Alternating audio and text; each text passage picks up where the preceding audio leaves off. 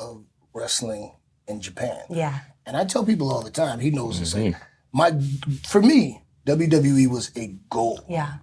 New Japan was my dream. Wow. Tokyo Dome was my dream. Yeah. WrestleMania was a goal. Wrestle Kingdom was my dream. And when I was in WWE, I used to say all the time, before I retire, at least once in my career, I want to hear, whoa. Yes. And I remember being in New Japan, because a lot of people don't know, a lot of people thought that I got fired by WWE. I asked for my release. I had a year left on my deal. They were offering me a 5-year deal. And at that point, I wasn't happy anymore. Yeah. I had lost my passion for wrestling, and I wanted to wrestle again. And I asked for my release so that I could go to New Japan. And it reinvigorated my love for wrestling again. And then I had the pleasure of, I remember the first time being in the ring, and I was with, he was Giant Bernard, and Jason Albert, I guess they call him now. And it was the afternoon, and I was just standing like, this is a New Japan ring. And then I heard they were doing a little sound check, and I heard the New Japan Pro Wrestling. Yeah. I got goosebumps. I'm like, I'm here. Being in my hotel and looking out the window, I was telling them, because the Globe Life, part of the letters are green. And the Tokyo Dome, So looking out the window and seeing those green letters and being like, I'm actually here. Like, so when you first got a chance to wrestle in Japan, what was that like? I remember the first time I was with WWE, and I was like, oh my God, this is so cool. But the first really big time is when... that's a little different, wrestling in Japan for WWE It's so different. It's when I got let go by WWE, and I was still in my headspace of like, what am I gonna do next? I don't know where I fit in wrestling anymore, and who am I? I'm not Sasha Banks, and I have to deal with that.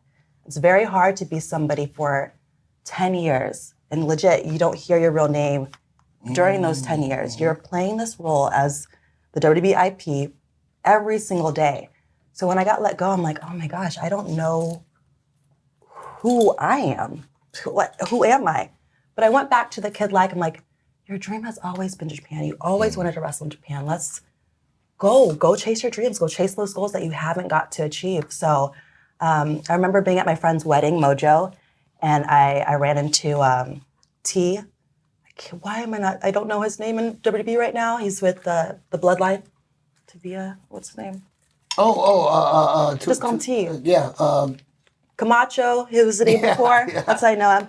And we just talked wrestling because he was in New Japan at the time, and I'm like, man, G.O.D., right? Yeah, I always wanted to be. I always wanted to go to New Japan, and he's like, you know what? Let me contact you with Rocky. I messaged Rocky right away. I texted him like, hey, I'm really interested in joining New Japan. He's like, well, shit, okay.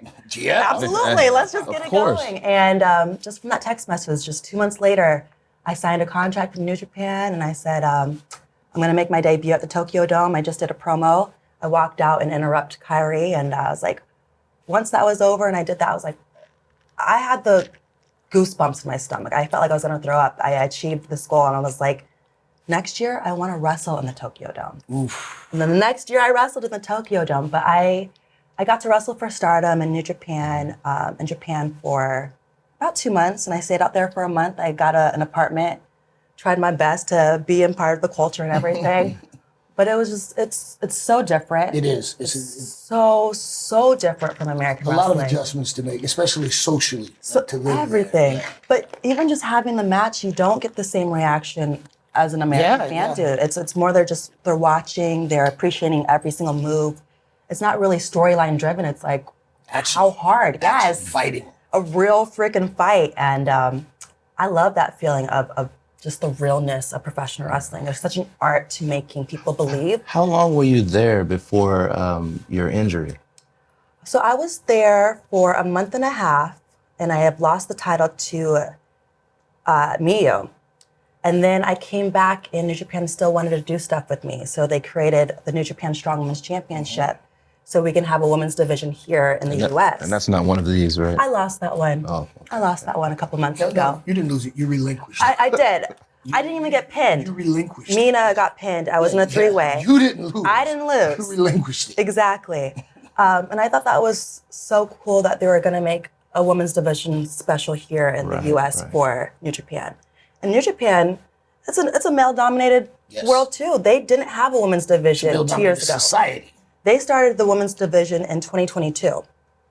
And I wanted to be a part of that because that's the biggest company in Japan. So for them to bring that to the US and to give the women here an opportunity, I know is going to be something special.